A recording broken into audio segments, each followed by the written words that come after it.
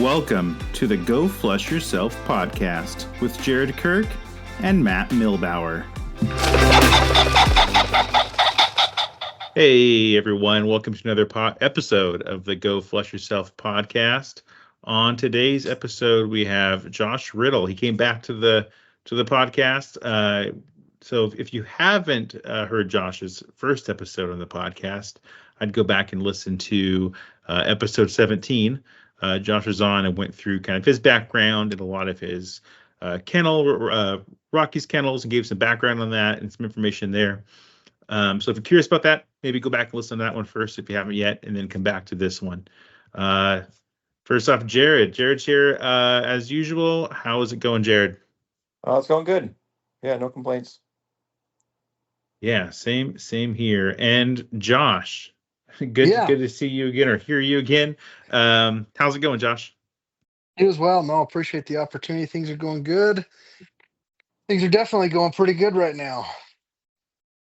Yeah, you were just telling me before we started, you have a couple cocker litters kind of coming around here soon. And if anyone's been listening here, I've been probably almost every episode talking about how I'm like, I would love another cocker at some point. So yeah, we've got a couple options coming up. Fingers crossed that it all goes smooth. And a couple banging litters, repeat litters that should have a lot of energy, a lot of little Energizer bunnies. Yeah, it almost feels like having that energy in the house would be easier with the springers I already have. Like they could all, wear the energy off on each other, and it'd be easier just having the one little ball of cocker energy or one little springer energy. You'd have they could all share that with each other, wear each other out. That's for sure. Yeah, this is I'm just practicing what I'm gonna say to my wife here. How to the empty chair technique. We're going straight into psychology. I love it. That's right. Oh man. So Josh, I kind of want to talk about how your upland season went. Like I said in the beginning of the podcast, we talked a lot about Rockey's Kennels and kind of your background with spaniels and everything in episode 17. But in this one, to know more about kind of how the hunting went, because on the podcast here we focus a lot more on bird hunting than anything else really. And maybe kind of first, I kind of wondered this, with so many dogs at your disposal to take out, like how do you pick which dogs to take out with you? Would you go out for yourself or with your dad or the kids or something? And like how many dogs do you take with you when you go out? No, that's a great question. I've got a bunch right now, and so the hunting season this last year was absolutely phenomenal. We usually start out with grouse in September, mountain grouse. So we used to call them blue grouse. I think the state of Utah has now pushed more towards calling them dusky grouse. Mm-hmm. So we've been hunting. We hunted a lot of dusky grouse as well as ruffed grouse. Starting off in September, then we jumped in on some huns, some sharp-tailed grouse, pheasants, and then ended strong with pheasant season. So overall, it was a great season. For the grouse, early season September, it can still be pretty warm, even though you're 7, 8, 9, 10,000 feet up. It's still, for those early season hunts in September, it can still stay pretty warm.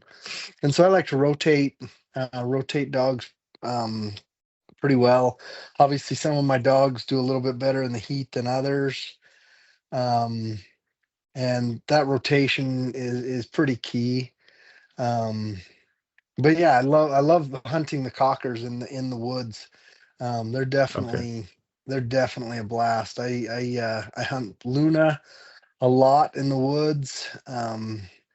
Fishy, my two cockers, I hunt those two a lot in the woods with the grouse, and then Shark. Shark is my English Springer Spaniel, but he's a little bit lower to the ground, a little bit more English style of a Springer. And and he was phenomenal. Oh, and then I got my little Cupcake, my little puppy, out on some grouse this last year. She got her first ruffed grouse. She was steady on it. She retrieved it. That was absolutely a blast. That was fun. And Nice. is the new one a cocker or a springer? No, it's a cocker. Yeah, Cocker. Cupcake's a cocker. Okay, she's it's a cocker. she's about what, 16, 17 months old. No, she might be about 18 months old now.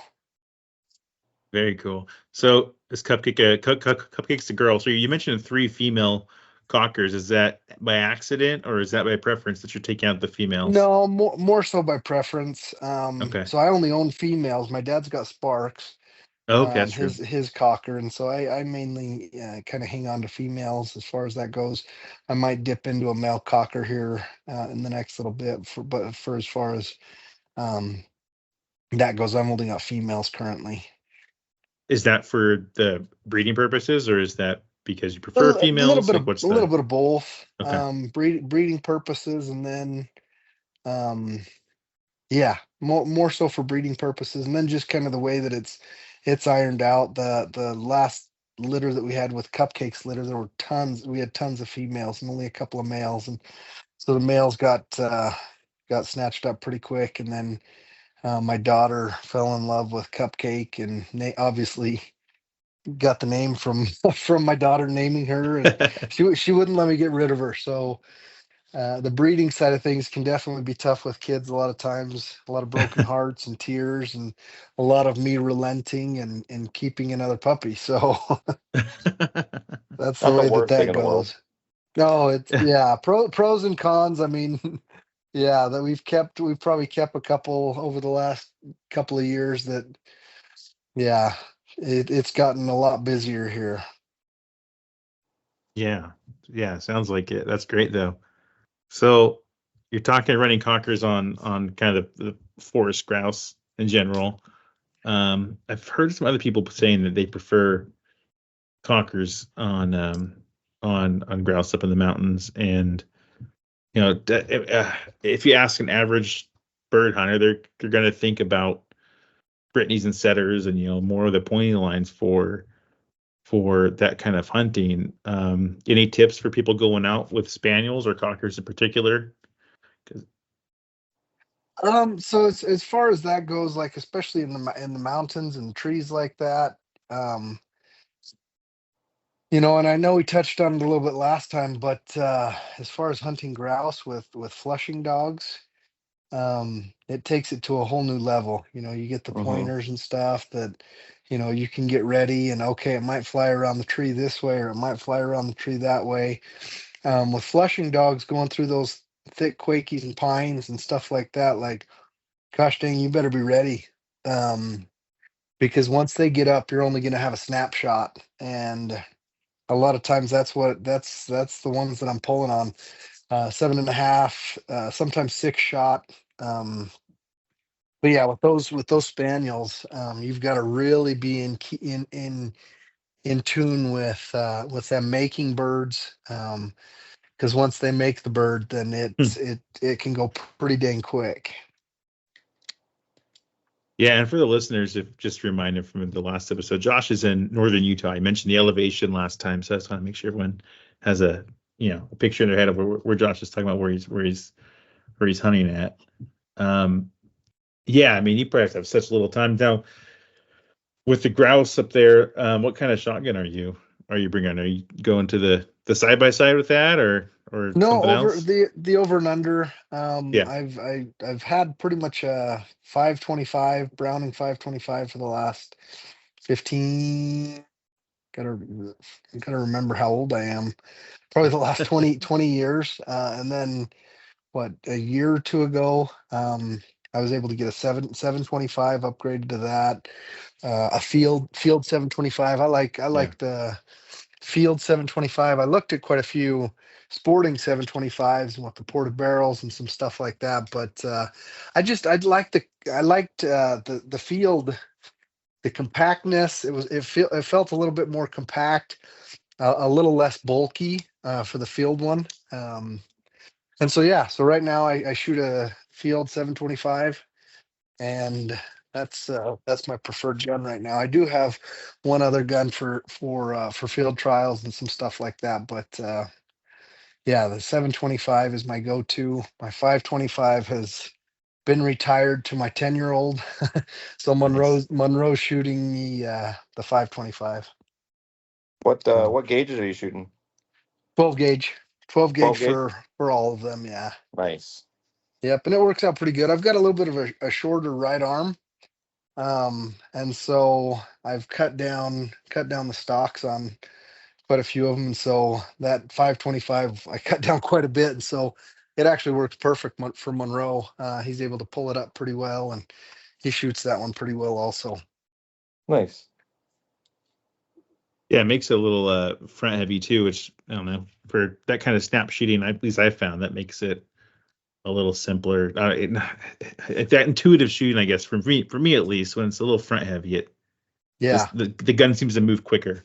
At least it Yes. feels that way. So I have an over-under that's a little front heavy as well, and at least the one I've retired, and yeah, I remember just being able to turn on birds much quicker with that one. Yeah. So it kind of makes I sense, especially for a kiddo. Yep, I definitely think it helps out. Yeah. Jared, I've got questions kind of stacking up, but do you have any other questions for Josh, especially in that kind of grouse or shotgun world there? No, not really. I mean, I've hunted grouse, not with bones really. I mean, I took them out this year, but we didn't get into any. But yeah, so I mean, it's a lot of it's the same. I'm assuming same kind of trees, anyways.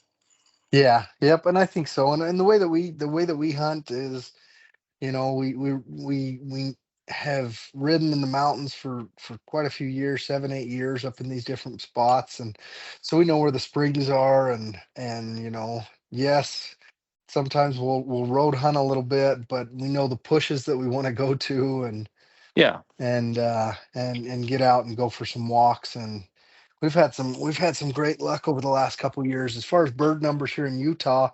I spoke with there was a agriculturist.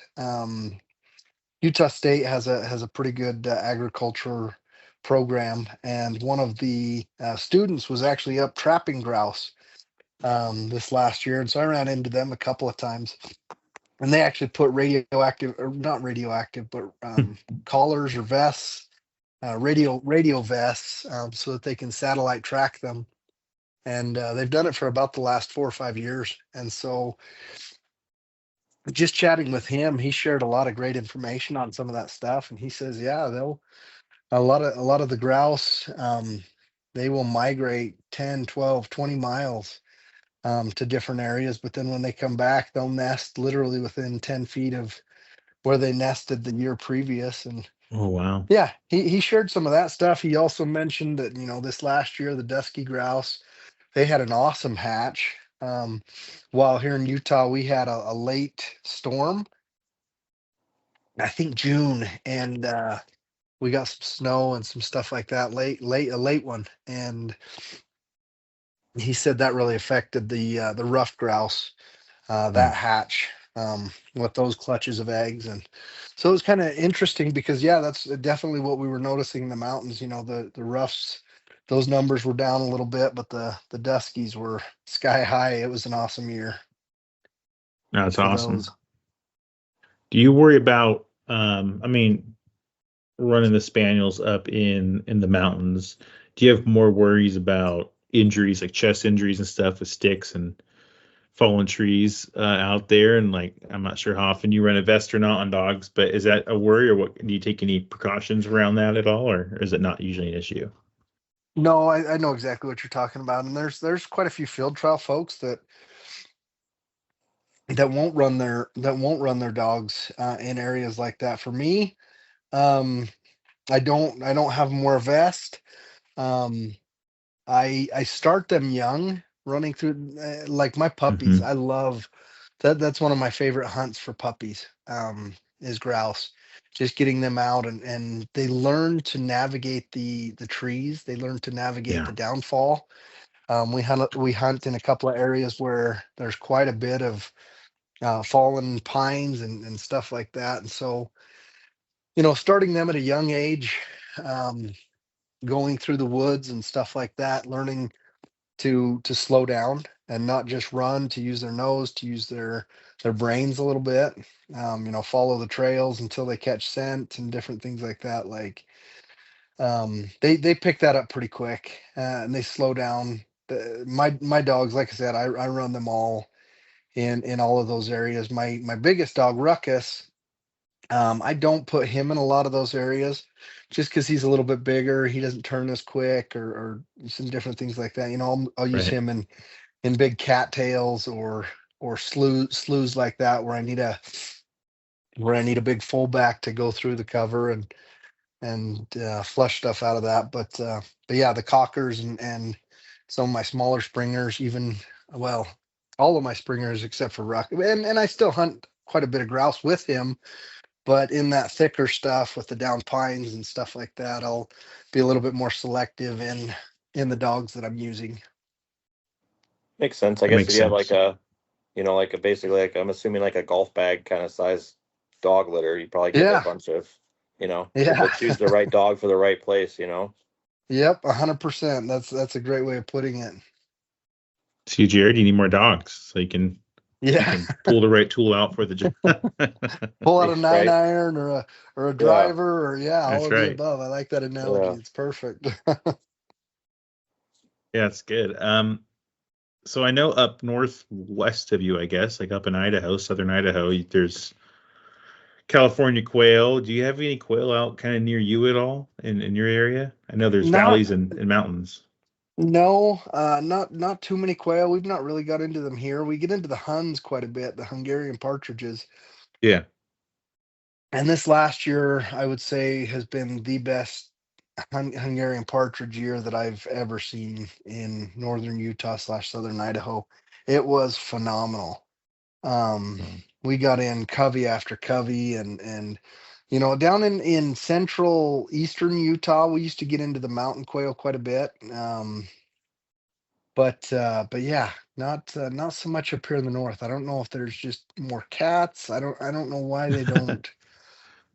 Yeah, I don't know why they don't, why they're not as much up here in northern Utah. I know a little bit Yeah. more west in Idaho. There get to be quite a few, but Yeah, if you get closer to Boise in that way, up that part, there's more. It's more like how we are up here.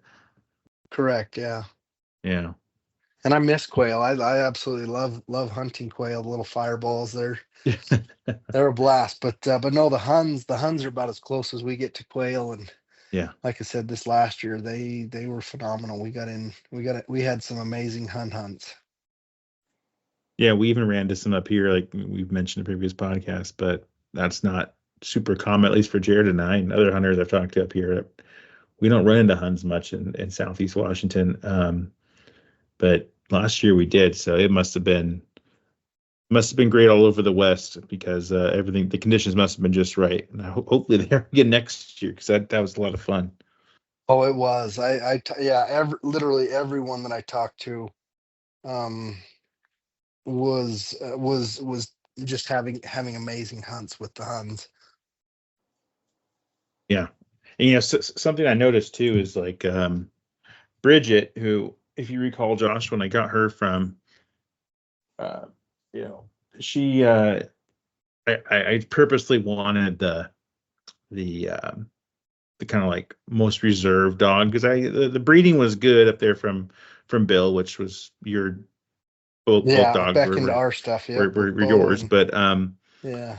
yeah, but I purposely wanted the most reserved dog because I had a cocker and she was a lot, and I'm like, all right, give me the calmest Springer you got because I know the breeding's good, I know the DNA's there. It doesn't matter which puppy I pick. I know I'm gonna have fun in the field with her. But I also noticed this year, and we're talking about Huns, that she always has stayed back. She's very attached to me. It may also, I mean, lots of factors here. It could be that I work from home and she's around me all the time, and she has been. I got her during the pandemic, and that kind of thing. But she never ranges too far. Like you can see, like she gets just far enough, and something in her head goes off, like alarms, like, oh, too far, I need to go back. And it's always about 30, 35, maybe 40 yards Yeah. outside of a random something she saw that she has to go check out. But it's pretty rare. And with Hun, she stuck close, and like my other Springer that's not from you all, but she will go chase a bird. Jared's worked on that with Bones. I know we've talked about it in the past, and Yeah. I was wondering, Josh, if you've heard anything like it could be the other factors I talked about, but getting the most reserved, quietest little puppy out of the litter, and Bill was really good about knowing the puppies and looking at the litter, and I trusted him to say, yeah, this is the one that has been the most reserved and quietest. Do those tend to be more closer working, like without, I mean, you can train a dog to work closer, but kind of naturally? Have you seen that, or am I just grasping at straws here? No, and like I tell folks, literally from 5, 4, 5, 6, 7, 8 weeks old, like just keep watching. If you're interested in knowing about their future, just look at their parents. Yeah, That DNA runs strong, and Mm-hmm. as far as if it's the most shy of the litter or different things like that, like it might have an inclination of that like earlier on, but most likely they're going to end up like their parents when they come out yeah, of their shells or different things like that. And so true. um even Bones for Jared, like he was one of the shyest of the litters, and I've seen videos and stuff of him as well, and man, that he's not the shyest the No, shyest he these is days. not. He's an absolute powerhouse. And so Yeah. yeah, as far as that goes, you can try and you know set things up that way, but again, yeah, I look towards the parents as to what you're going to get. I've got a litter currently on the ground that a couple of them are showing a little bit here or a little bit there, but then yeah, I think that they're all going to turn out to be really nice anyway. And so yeah, I don't think that has too much of an inclination. Every now and again, I mean, yes, the driviest one of the litter, may just mature a little bit quicker or different things like that. But Mm, there's the different checkpoints along the way. 6 months, 10 months, 12 months, where you're starting to see different things, and they all usually level out. Um, Level out and catch up with each other one way or another. yeah, it's kind of the thing too, right? Is like I think we talked about it last time you were on. Is that if you find the right breeder who's doing it for the right reasons and has the experience, like you all do, but if you went to anyone, the goal for as a buyer is it doesn't matter if I have the first pick or last pick, like they're all quality picks, and Yes. hopefully you Yeah. can If just pick up the it's a one that looks yeah, cool or something, and it's all if it's good. yeah, if it's a quality breeding, every single puppy in the litter should be a quote unquote pick of the litter. Right, exactly. Which is nice for when you're picking out coggers because they have all those different colors, right? Then you can pick your favorite Yeah. color Yeah. and be confident on the breeding. Taste the rainbow. Yep. Yeah, Taste Yeah. all of the above.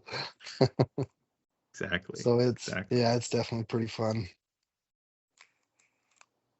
So I saw you had some Springer litters. At least I saw it on Facebook a little bit ago. I'm not Yeah. sure how old they are now, if you still have them or not. But um, because in all of your kind of litters, do you have anything you're particularly excited about? I know you have some repeat litters, which might not be exciting because it's a repeat, but also it's exciting because it's repeats that you're happy with. But anything that you're excited about, particular about your litters this year? Yeah, so I mean, repeats, like we wouldn't repeat them if if they weren't. Yeah. And there've been a couple breedings that we haven't repeated just for that. We weren't The puppies didn't quite particularly turn out how we were hoping, or different things like that. With the cocker litters, yeah, we're repeating a couple of those because we've seen some really nice things, and we've got quite a few folks that have reached out and want the same thing that they've seen Yeah. from others. A lot of detection folks, a lot of hunting folks, a lot of um, across the gambit, folks that are looking for working dogs. So specifically, right now we've got a breeding. One of my dogs, Lucy. She's produced some really nice dogs that are running up in Washington and quite a few different places. One of her puppies just won back-to-back open field trials, and then he won an amateur as well the same weekend. So he won the open and amateur in the same weekend, and then Wow. the next weekend he won the open with one of the dogs, and then another one, the gentleman's from Oregon, and he took third with the same breeding. So that mama, Lucy, she just had a litter of puppies. They turned 8 weeks old last Friday.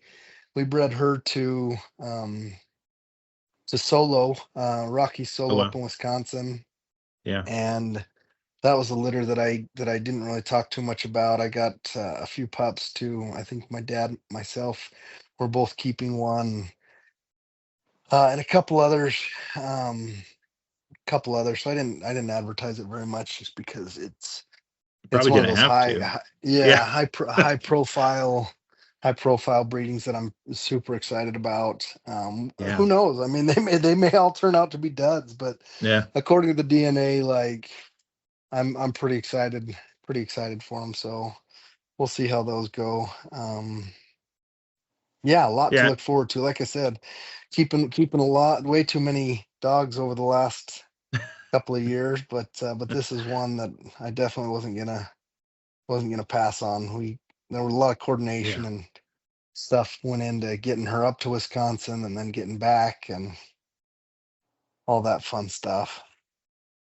Yeah. That's a very that's a breeding that's it could be very exciting to see what happens there. I mean, I know it's all a gamble, like you said. It could be a dud, but like, it's all a gamble. It's all roll of the dice with that. But it's I think those dice are pretty well loaded to come up the way you want them Yeah, to, it seems like. So yeah, yeah, very much so. Very that's much so. awesome. So hopefully a couple of actually quite a few field trialers for this specific breeding. I think Yeah, that six or seven of the eight went to field trialers. very good. And so yeah, so and that's not always the case. To be honest with you, I don't like always getting getting our puppies to field trialers, because then we have to compete against them. And so I'll be honest, like I like to see our puppies. My number one requirement is, and I think we talked about it last time a little bit, is just finding them a home where they're appreciated and loved.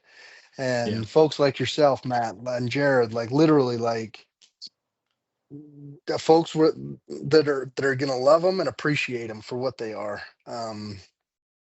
Sometimes field trialers focus a little bit too much on productivity and ribbons and things like that, and and I know a lot of field trialers that they really love and appreciate them, but gosh, if they're incorporated into a family and loved and appreciated, that's the go-to. Oh yeah. But yeah, it's lots of fun. Yeah. Well, and I'm looking over at Bridget right now. She's staring at me, and yeah, I could look at her, and she's a family dog, but also look at her and think of all the fun we had this season. Yeah, Chasing birds, and even not chasing birds, even just out, not finding a yeah, bird sometimes. But Yeah. yeah, just we just spending had so time much together. fun. All the Yeah. pictures and all the stuff, and See, that's what yeah, I no, that's what I I'm really with you. like is just literally like folks that like yourselves that that you know don't well, and that maybe might not have just a ton of time to go out like every weekend and train a dog.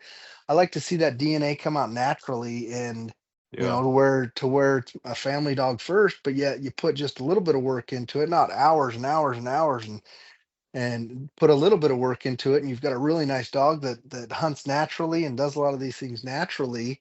Mm-hmm. And that makes me as happy as someone going out and winning a blue ribbon, um at a field trial. And so it's fun.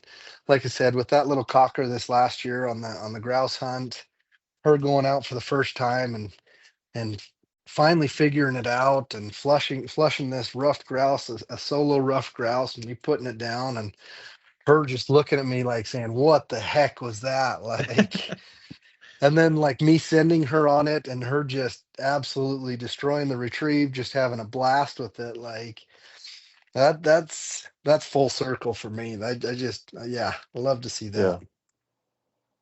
Yeah, No, for sure. it's cool like seeing dogs like just do what they're supposed to do, like, and just the excitement behind it. Yeah. Uh, like Bone, I have my own like little. I have a little training bag that I take with that when I go out with Bones, and as soon as he sees that thing, it's over. Like I can't. I have to like be careful when I move it because if he sees it, it's like going, and I have to take him at that point because otherwise he's gonna go absolutely bonkers. But no, it's cool just watching him just love what he does. Yeah. Yeah, And it's also. Oh, go ahead, Josh. oh no, you're good. You're good. And I was just thinking of a couple different things like conservation stuff as well. And and I hopefully we continue to see, a lot of this to where we can get our dogs out and train and stuff like that. I was just thinking of actually up there in Washington. I saw some stuff recently about, and I don't know if it's with bird farms or anything like that. Sorry to bring it up kind of off the cuff, but I remember seeing that. I don't know if you guys heard anything about that at all. About bird With farms? pheasants being released into the or different things like that. I don't know. Maybe it's just Oh, legislation stuff. yeah, there was talk about because Washington State has a pheasant release A release program. program, which Yeah. Yeah, Utah has the same. Yeah. yeah, they talked to they there was a talk about it. I don't know where it went, but I just saw a kind of cliff note version of like them talking about stopping that and no longer having a release program due to I'm assuming it has to do with the people that were let go. Funding. Oh, Yeah, the okay. funding and the Oh, people that were let go because it used to years ago, and I don't think this is the case anymore. It used to be run by the prisons. Um, Okay. yeah. The prisoners would have a the program where they'd raise the prisoners, birds. yeah, the Yeah. prisoners would raise the birds, and it was like a federal grant program, and they would do all the work and all that stuff. And then I don't think that's the case anymore. Now it's like a commercialized Yeah. farm, I think, but Yeah. it's on the west side, which means oddly enough that they don't really come to the east side as much anymore.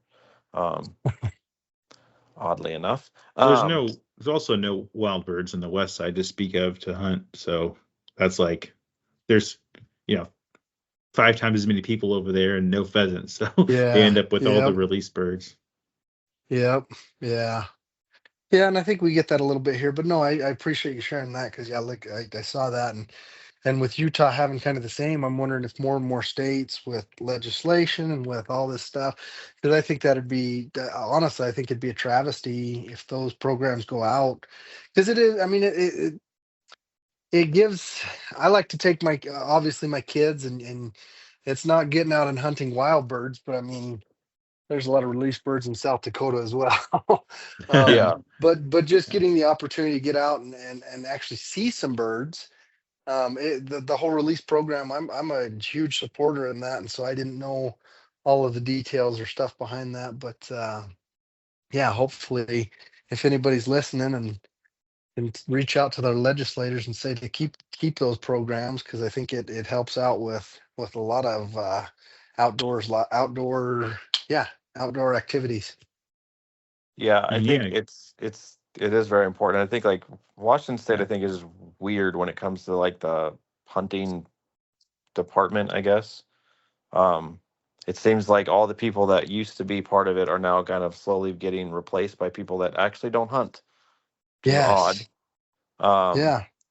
and it's just like they don't understand some of the whole ramifications of what they're doing. So we will see how that turns out. But Yes.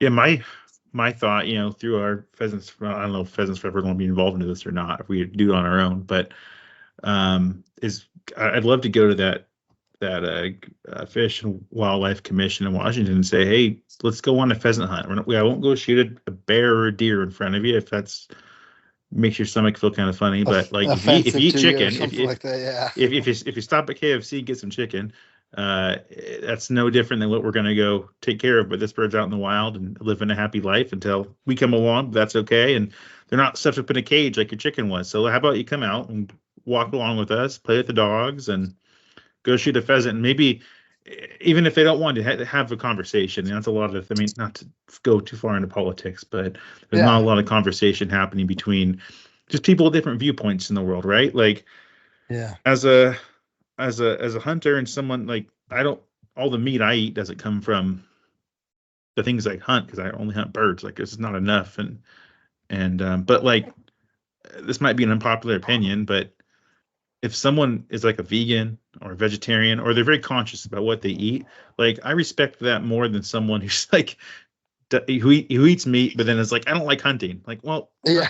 are you sure? Have you thought this one through? You know what I mean? Like, if someone's really thinking about their choices, and like, here's how I want to impact the world and how I consume my food, like, I appreciate that. And if someone does that, I would hope they could appreciate my viewpoint, and that we could kind of agree to that we're all just trying our best, to do what we think is right. And I think, like Jared's point, that commission, it's strange that we had, there were people on it who you'd expect to see on a commission like that, and slowly turned away from that. But I think there's room to help them out.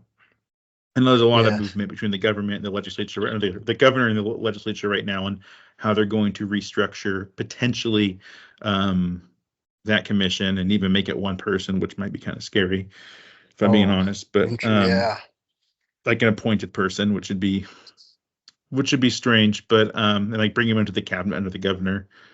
Yeah. That could be dangerous as well to our access, right? So yeah. No, but I'm with you on those release birds, though. Like, they put them out here for our scheduled youth hunts, and opening day usually, and usually another holiday like Veterans Day or Thanksgiving, and people get to go out that maybe wouldn't have had a chance to go out. Actually see something. And maybe they don't have a bird dog, and they're going with a friend, or they're going with their lab that's never really hunted before, but they want to get out. Like, they have a chance to flush something and take from, well, not really from the land because it was planted there, but they're out in the wild, and they're doing it, and they're partaking in that kind of activity, but to harvest that it themselves. Yeah, there's a lot to that. To at least go through the motions. Yep. And and for some of them, it's their first time ever. And it's fantastic. And so our legislators, when they picked it up, probably about 10 years ago, a couple of them I know personally, a couple of them, and he's an avid hunter, and he championed that, and it was awesome. And so I think you're exactly right. You know, having them go through the experience, and you know, we hear so much negative.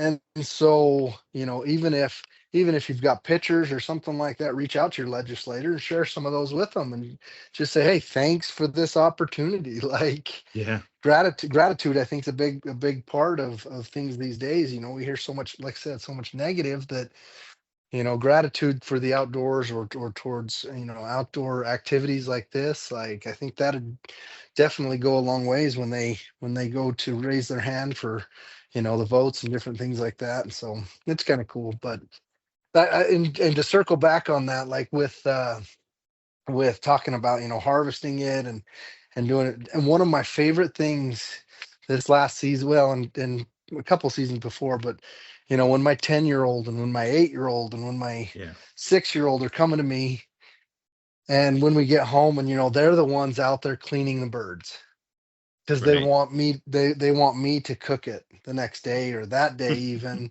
Like, that's the most amazing feeling in the world. Like, is it everyone's favorite thing to go and clean the birds when you get back, or, you know, go through things like that? No, of course it's not. But like, when I've got encouragement from my 10-year-old, hey, I want to eat pheasant tonight, or hey, I want to eat those huns, like, those look good, like, and to make some hun nuggets or some pheasant nuggets, like different things like that. We use them a lot of times in the Panda Express sauce, with like the orange chicken type stuff over rice. Oh yeah, and it's good. My kids go crazy for them. Just bread them a little bit, and, you know, when he's out there cleaning them, and when they enjoy them like that, that's kind of, again, full circle, and goes a long ways. It's a lot of fun to see that.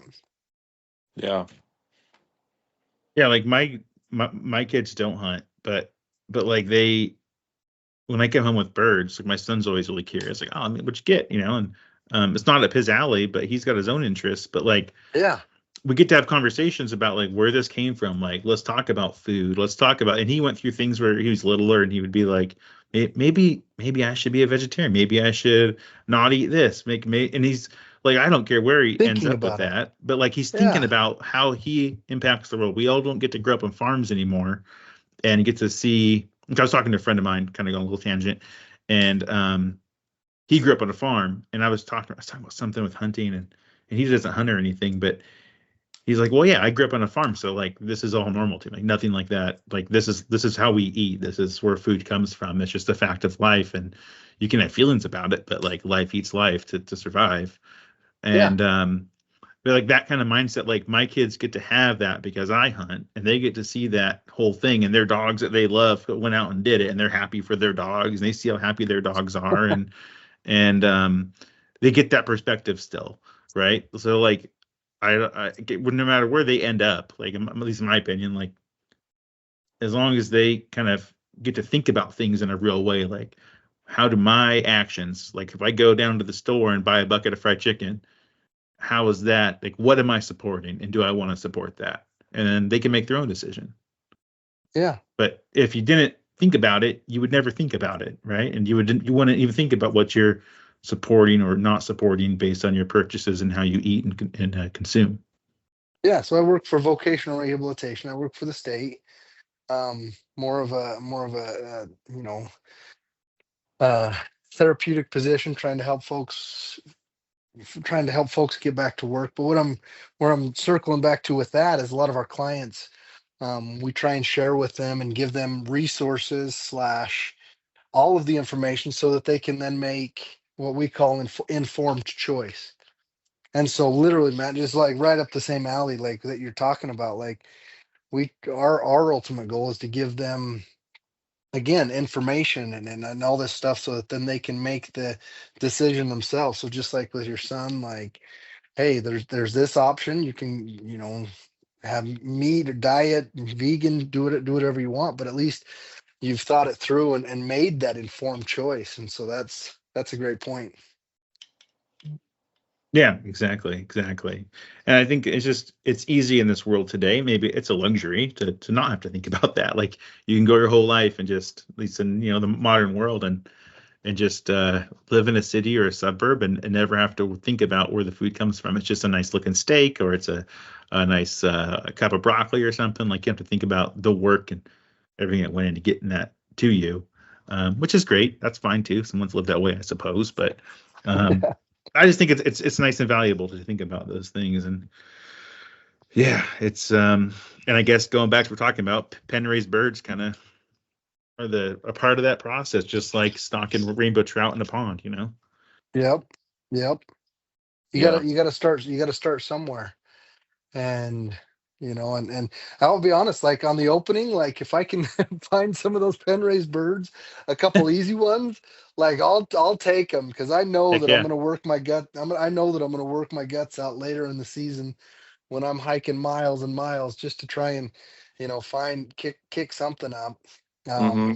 And so if I can get an easy one every now and again as well, I appreciate that Yeah. that as well. I mean, and to tell one little story of probably one of our greatest, well, one of my highlights from this last year was literally on the last day of the pheasant hunt. And the 2 weeks before it had gotten pretty tough.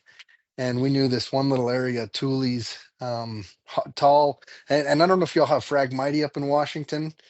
Um, Kind of like cattails, but it's invasive stuff that's, yeah, like I said, cattails like times three.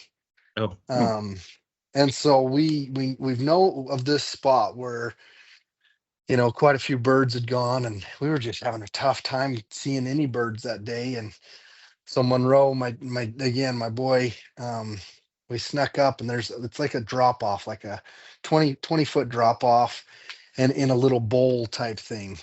And so I usually go down the side, put the dog in, and it's almost like they fly up to his level. So it's really cool. It's a really cool shoot. Um, and there's usually probably 15, 20 birds in there. So literally the last day of the hunt, we go into this area, and I've got Sharky on this one, and these thick Phragmites. And I just put him into him. There was, I think, a little bit of snow on the ground as well, and he started tearing into him, and just like cattails, he was having to just dig them out. And so we hunted. He was hunting. He's kicking out a hen here, goes a little bit longer, a hen there.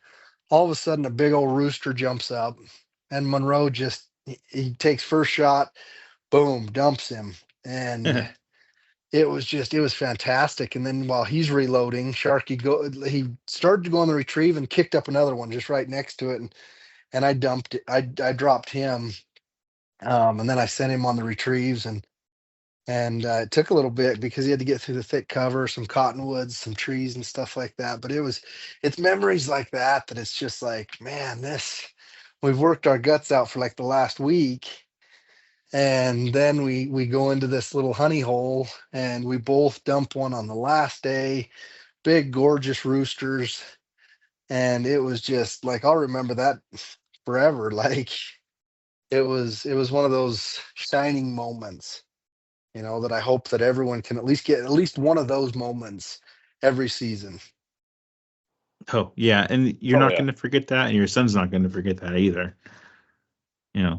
That's going to be something. That's a story he's going to tell for a very long time. Oh yeah.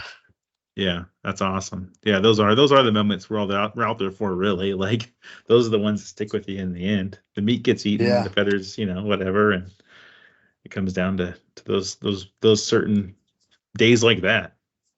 Yeah. Yep. And it's just not to get too romantic about it, but it's magical. Like it really is. Yeah. It really is. It really is. Yeah, that's the stuff that dreams are made of. That's Disney, all the feel goods, happy ending, and all that good stuff. It's just, yeah, those memories, they last forever. I mean, I remember those times with my grandpa, with my dad, through generations. Yeah, for sure. No, there's I've been taking my nephew out towards the end of the season. He didn't get on the bird, but he's like into it now. He's already talking about next season. So Yeah. hoping to be able to see him like experience, it all coming together, right? Like Yes. that's a big part of that feeling is we do so much to get to that point, and everything has to go just right for it to happen. And you even need a little bit of luck, like will the bird flush the right way? And when it all happens, like it's just, yeah, it's magical. You're right. There's really no way to describe it. The feeling, you have to actually go out and do it yourself to really understand what that feels like. And it can be tough to get to that point for a lot of folks. So, but that's, I guess what makes it special is that Just kind of comes to fruition. like Jared, like you getting birds over bones this year, like that's a different kind of feeling when it's like you see this little puppy that was just this little tiny little puppy not that long ago, and then you see him out there doing his thing, like Josh was saying earlier. Just I mean, I know you worked a lot with bones, but like you didn't send them to professional trainer. You didn't go through some crazy training regimen, like and that's it for me. The same with my dogs, and they go out there and you see that DNA just kick in and them figure it out in their element. It's all pretty special. And anyone listening that is out there hunting, I'm sure they can relate. It's rewarding. I mean, to go out and just kill a bird, like kick it up from your own feet, like it. I don't get too excited. I mean, yeah, it's fun, but like you say with Jared, like a new puppy, like when I see the light come on with a new puppy or a young dog, like that's just that makes shooting a rooster, like the whole experience is just it makes it so the level of satisfaction is just right. The level of satisfaction is just super high. Yeah, it's pretty cool. It also is like I kind of find it funny because I used to like before I had bones and before I hunted, like I hunted everything, coyotes, deer, whatever, birds, all that stuff. Now I'm like, I don't really want to. I can't take my dog. Yeah. My dad's like, you want to go deer hunting this year? And I'm like, companionship. Yeah.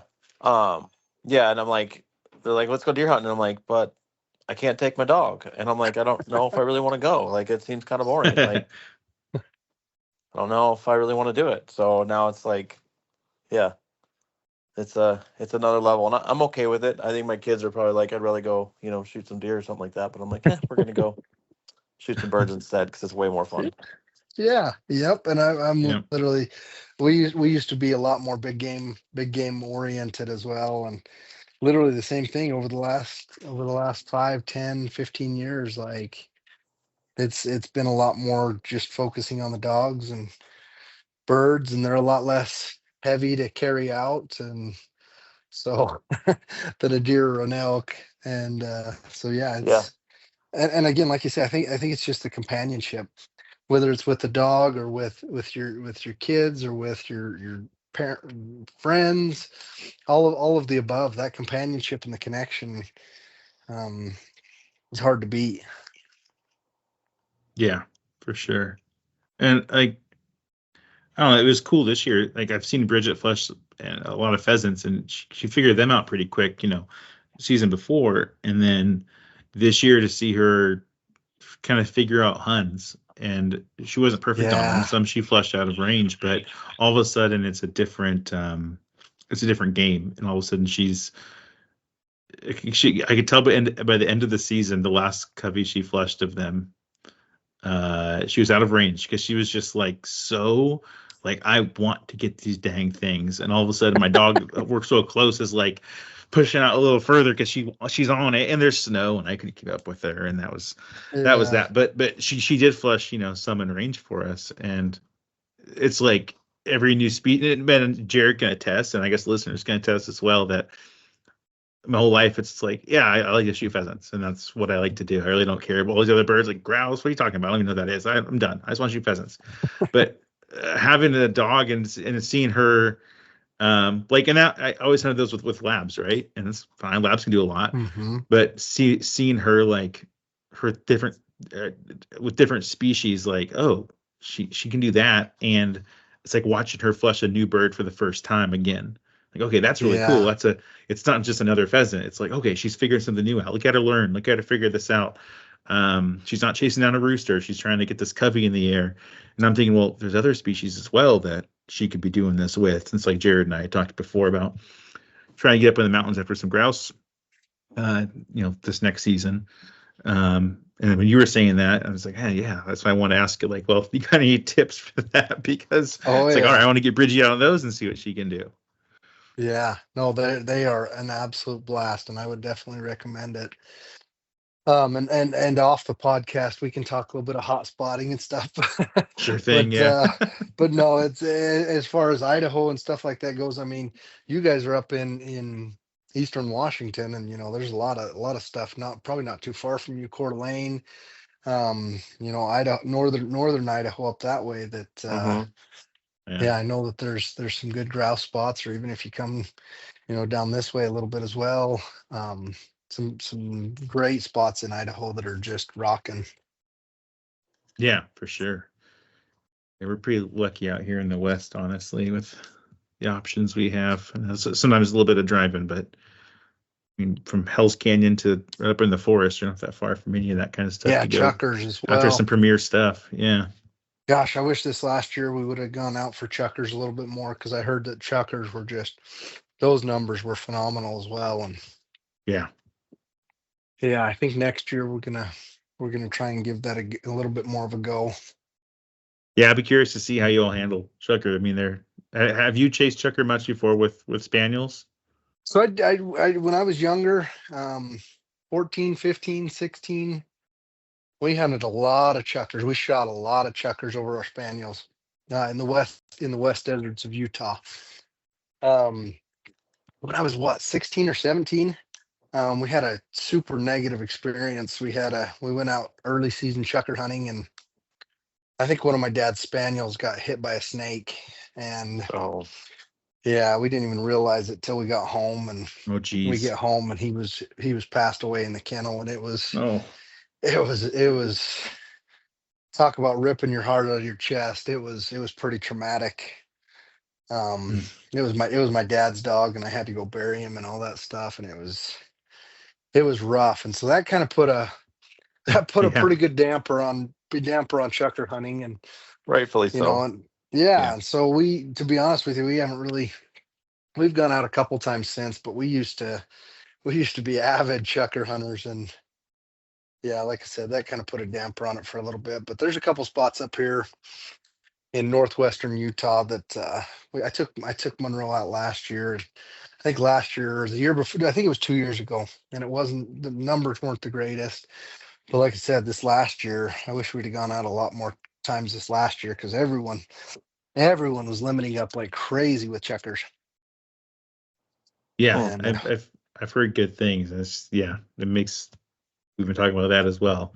Try and get out and do that. So I know it's a little more of a challenge with the flushing dog, but it's definitely doable. oh, it's a blast. And I just, if we go out again, I'll do those late season hunts, the Decembers, the Januaries. It goes till about the middle of February, I think, here in Utah. And Oh, so, yeah, I nice. think next year, when we used to just hunt a lot more ducks in December and January, and now up in northern Utah, we don't hunt as many ducks, but yeah, chuckers might be a good go for that. Yeah, for sure. Especially if the season goes that late. Yeah. Super late. Yeah, that's cool. Extend the season. Yeah. Yeah. Well, Jared, do you have anything else for Josh? No, not really. I still really appreciate you selling me bones. Yeah. My wife. Yeah. Yeah. He's I don't know.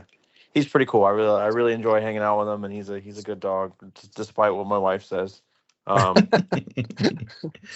yeah, it's a life-changing kind of thing. I'm not gonna lie. Yeah. Yep, they definitely are, and that's exactly the way that I describe it as well. They're Yeah. lots of fun, but they take a lot of time, a lot of effort, but hopefully the reward is definitely worth it. Oh yeah, absolutely. Yeah. Yeah.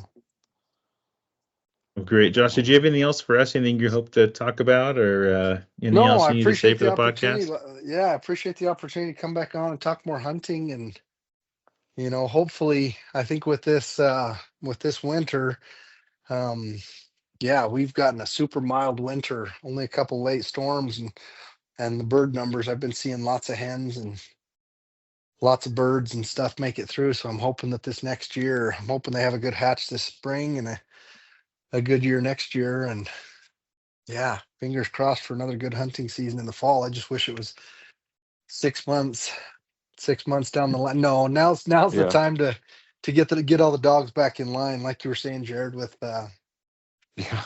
with Bridget towards the end of the season, starts to get out there a little bit. My dogs, their obedience is terrible at the end of the season. Just because with wild birds, it's either you giddy up and go, or you're not going to get the bird. And so Yeah. my dog's obedience towards the end of the seasons, it's terrible.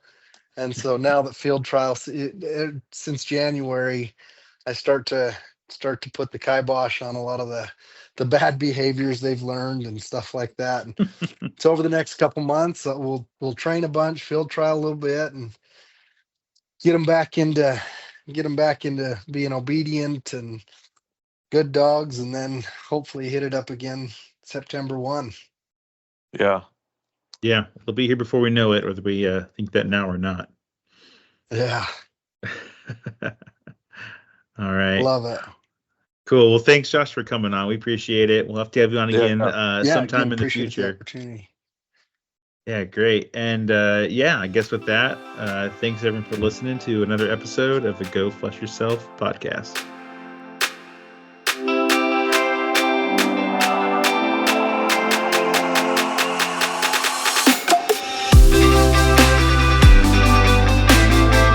Thank you for listening to another episode of the Go Flush Yourself podcast. Check us out on social media on Instagram, Facebook, and X. We also have a Patreon, where for a $2 a month subscription, you can help keep our podcast on the air. We also have merchandise available. Please check out the podcast description or the Patreon page for links to merchandise.